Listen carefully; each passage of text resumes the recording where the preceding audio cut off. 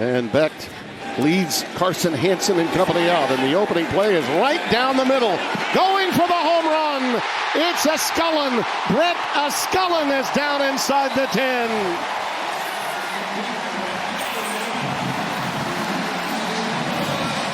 DeJean Lewis, number 2, with a saving tackle.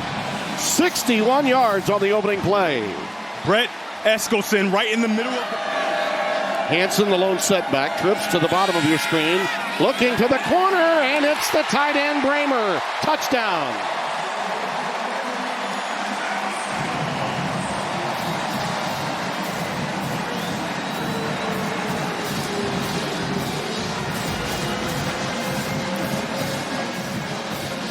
A really nice job. He's just going to go on a corner route from his inline tight end position. And we've called a few ball games the last 8 days. Charles Pierre is the big-time running back in this offense for South Dakota. Out of the shotgun. Bauman. Crossing pattern, a beauty to Pierre out of the backfield. And this is why this team could be hard to stop today. This young man is as good as any power 4 back could be out of the backfield.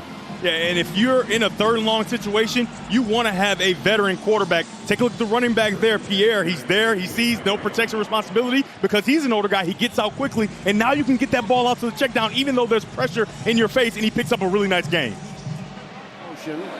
Now becomes a third wide receiver. And they look for the tight end, Dallas Holmes, and he has it right at the line to make. Inside the 35, near the 33, Cooper Ebel, number 47. Once again, they have Pierre in that backfield, and the motion back to Nell Bryant. Gets it coming back the other way. That was a nice move. That was a good look. Number 24, Phillips Jr. checks in at running back, number 24. And he'll tote it. And he spins off the initial contact by Jace Gilbert, number 55. 13 personnel. Bryant is in motion again, and he's got it again. And it's a first down as he's thrown out of bounds just shy of the 5-yard line. Happiest man in the building is Lawson, the center. Out of the shotgun. Bauman's pass is caught, and that's Lorenzo Finner, touchdown. Boy, at the point of attack, it looked like he had been stoned right at the white line going into the end zone and pushed back, but he apparently got the ball over it for the touchdown. Finner does a really nice job here, right? Because like you talked about, he catches the ball outside the end zone, but now it has to be. They open this series empty with 5 wides, and it's Xavier Townsend, number 4. And he gets it out to the 43-yard line for the first down. This is what the situation dictates, and I'll use you the way you need to be used. On second down, Beck's throw is beautiful. Only his guy could catch it. And it's reeled in at the 37-yard line by Tyler Moore, number 82. One more time, quick curl, and that's Eli Green. You know, he missed the spring with a shoulder problem. Past games, but it wasn't what they thought it would be this season. Quick pitch to Hansen. And I think they may have stopped him about a half yard shy of the first down. Wade Abrams, number 49. Rocco keeps it. Thought initially he had the line to make. The forward progress should spot him. Remains in the backfield. And in motion is Bramer, the tight end, who's already got a touchdown. Look out. RPO action to Bramer, who stumbled about the time Sama back in the backfield now, replacing Hansen. Look out. He gets to the second level. Takes it to the 16-yard line. We went downstairs before the game. R.J. Stewart made the stop. And now look, Sama is out of the gun. And a little wildcat. And how do you do a boo?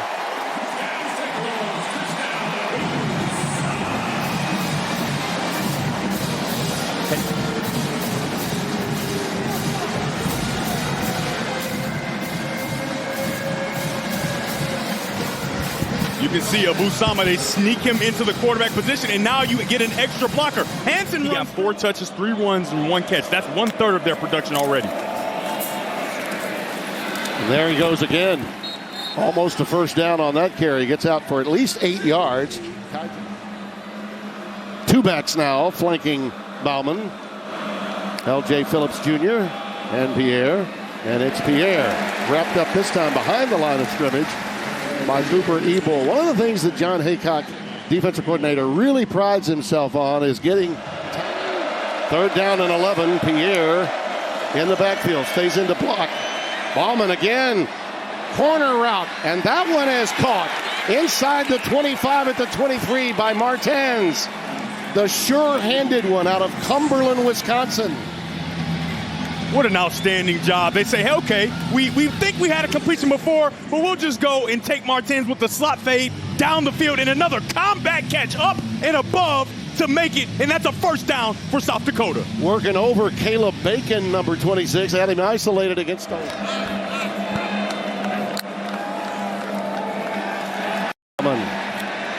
Boy, look at that dart. It's tipped, though, and it's picked off by Jamison Patton. And he is out beyond the 20.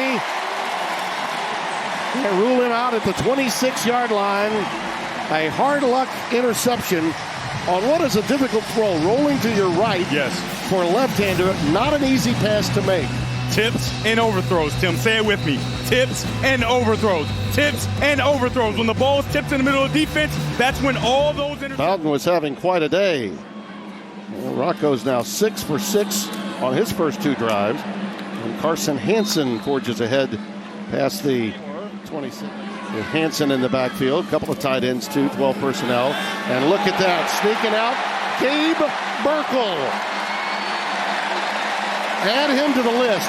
Bramer, Burkle, Moore have already caught passes. Alexander and Roskup yet to come, I assume. Nothing special. He's just up the seam, right past all the defenders, but because of the run fake. Sama now in the backfield. Becht underneath again to the tight end Burkle. That last catch was the longest reception he's made in his career. 5 wideouts, empty backfield. And this time a rollout. And he gets it ahead to another tight end. 9 for 9 now. And it's Tyler Moore again. So, Tim, we're watching Rocco run right? And you're thinking, well, it looks like he's panicking. It looks like he's in trouble. No, he's not, Tim. He's just buying a little extra time. Home of our Big Noon crew next week. Becht in the corner. It's caught. It's Bramer. It's touchdown.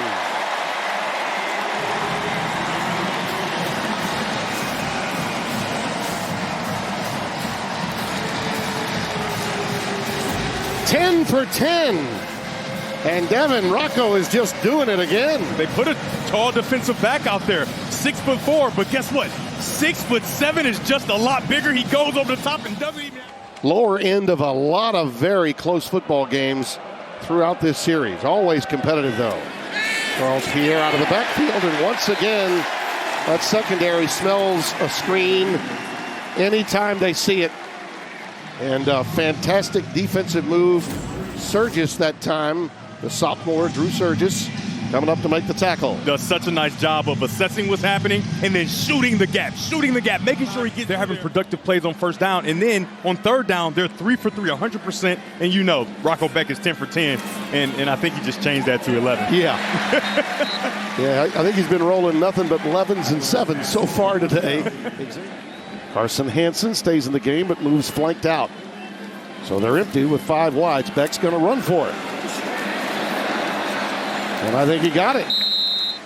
Knew the line to make and got there in the arms of R.J. Stewart. Pick up a 5-yard first down.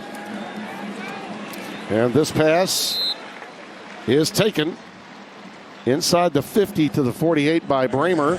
Already 2 touchdown receptions for him. Beloved in this area. Carson Hansen in the backfield on third down. Oh, that one is taken out of the air.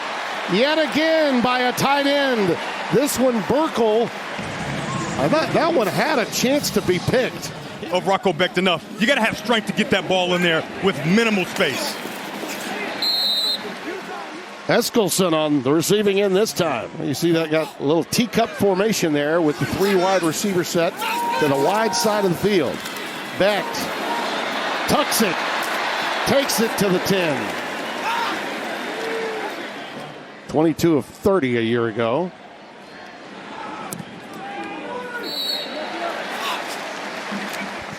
You got it, Mike. Is it really week 1? Feels like week 3 or 4 for us, doesn't it? Here goes Pierre. And that's another great first down play out to the 36. They pick up 11 yards on first downs last season. But boy, oh boy, the job he's done and the consistency he brings to this South Dakota team means they're going to be a contender again for the FCS championship. 3rd down and 3.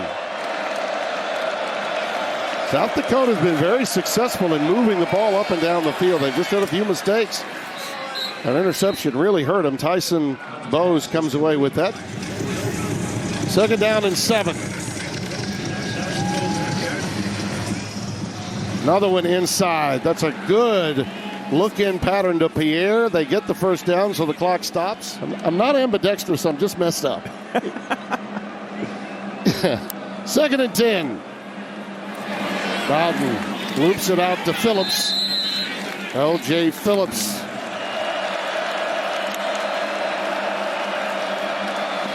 Bauman, incomplete again.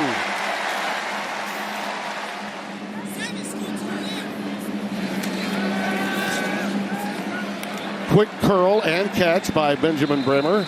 That's a first down, so you're going to get a quick stoppage. You can bet that the pedal is going to stay down on the metal. One more time out to the 49. Yep. Bremer again. Our Josh Sims at the conclusion of a game that we had. Are you guys going to be in West Virginia next week? We wanted to make sure we were there. They are undefeated when our team comes to broadcast here out of Dubuque, Iowa, from 63. Oh my goodness. Look out!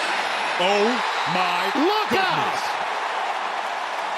History has been made.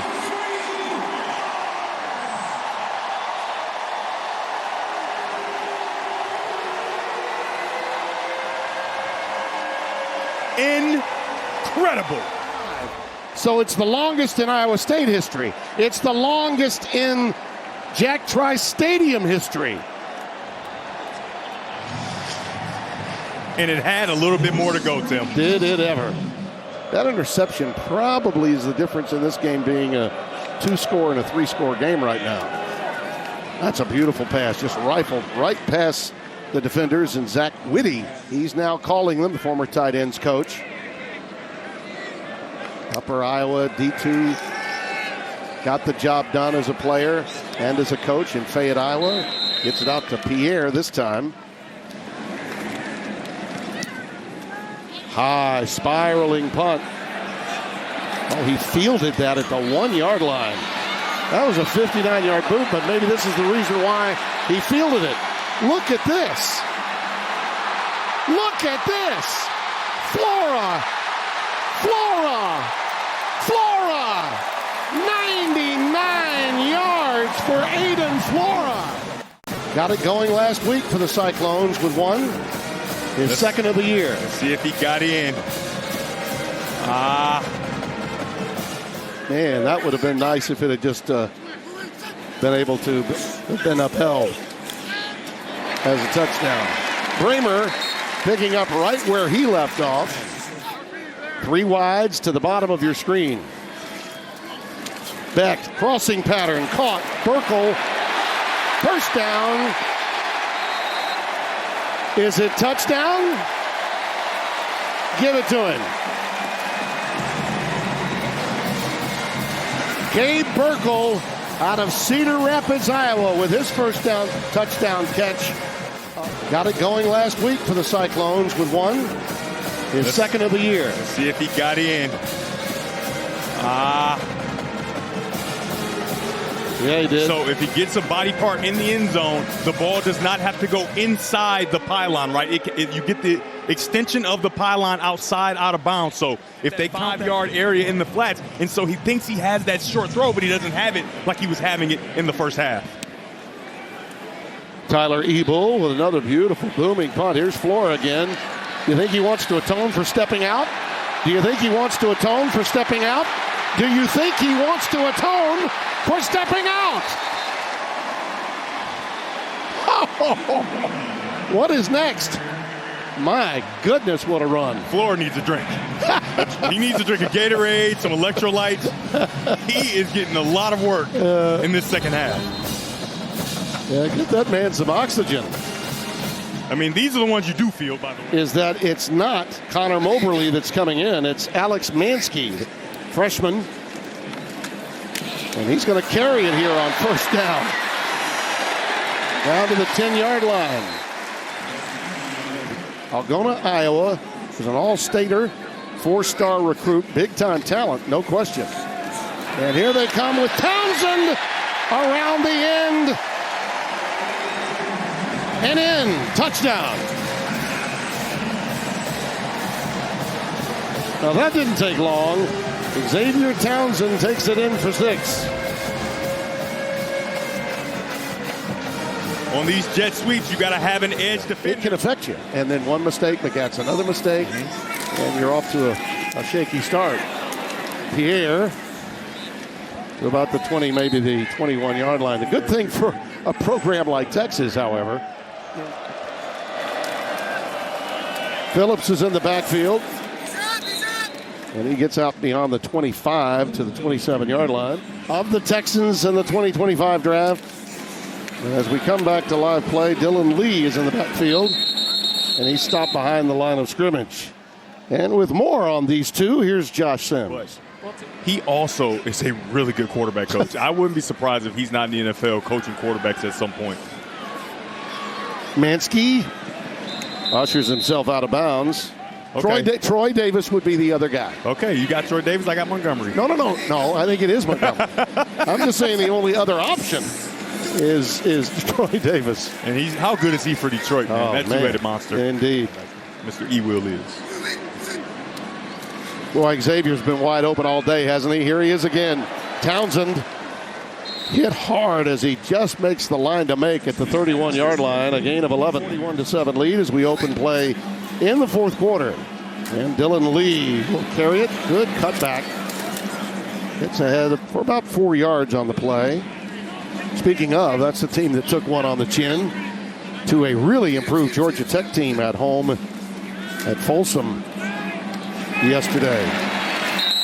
Carson Brown.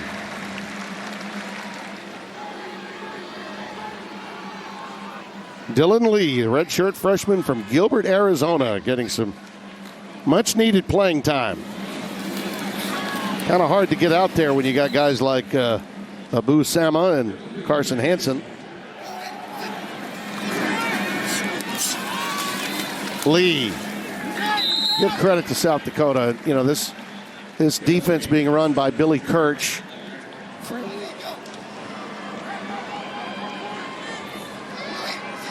Second and goal.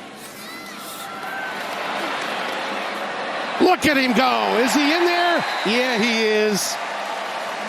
Touchdown. Alex Mansky. His first ever touchdown as a Cyclone at Iowa State. You can see the athletic ability. In high school, he was an all-state performer, but he played baseball, basketball, he golfed, track and field. And you can see right there. They didn't trust you on solid ground. That might be it, don't you think, Devin? I'm going to be honest, Tim, I don't know what that means. Reed Watkins takes the pass. We're taken out of everyone's breath midway through the first quarter of this one. And here goes Dylan Lee to start the fourth. And he sprints out ahead to the 37-yard line for the first down. And you can see when you get into the depth chart, the depth at Iowa State, they continue to play exactly the way that Coach Campbell wants them to play. An outstanding run before a torrential downpour hits. Lee Right now, he just wants to stack up some stats. He's already done that in the red zone on the ball that was both blocked and overthrown. It could have been a tie ball game. Instead, it became 21-7 instead of 14-14. Some broadcasting at the baseball level all the time, and so many of our Fox colleagues do, with Joe Davis with the Dodgers, Benetti with the Tigers. Kenny Albert's always busy. Look at this from Dylan Lee. All the way inside the 10, twirled down around the 8-yard line.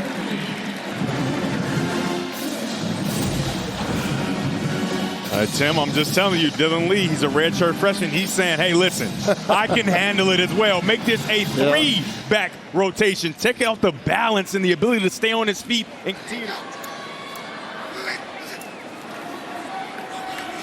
Stretch play to Lee, cuts it back, touchdown. Who needs him off guard? You saw it flapping in the breeze, did you? Oh, yeah. Tim, it reminds me of an old call. Denard Robinson, shoelaces flapping in the wind. By the way, Maud's and Ames is a great stop if you ever have time to see it. There's a tip ball again, and this one is picked off again. All right, Tim, say it with me. Tipped and overthrown. Okay, one more time. Tips and overthrown. Got it done. Gets a pilfer to give the football back to the Cyclones. It's the quarterback's worst nightmare when the ball is tipped and it's a little inaccurate behind. Tips and overthrows in the middle of the defense. They usually end up in interceptions, especially for this Iowa State defense. Now, feeling the brunt of that was Stewart. And going the other way with it. Look at that run. It's probably not going to work out. It's not going to be great, but it needs to be more of a father-son type of relationship and a partnership of you guys working together like the owner and CEO, making sure this thing moves, and they have done an outstanding job, and they did a really nice job tonight as well.